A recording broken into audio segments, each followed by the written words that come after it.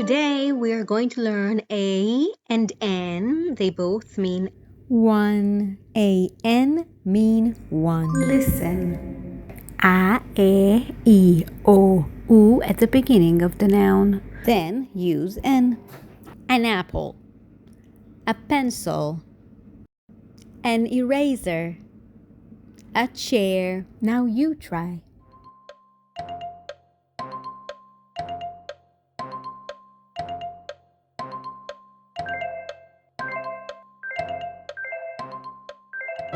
A pencil, one pencil. An apple, one apple. A chair, one chair. An eraser, one eraser. An airplane, one airplane. A dog, one dog. Follow us for more easy English tips.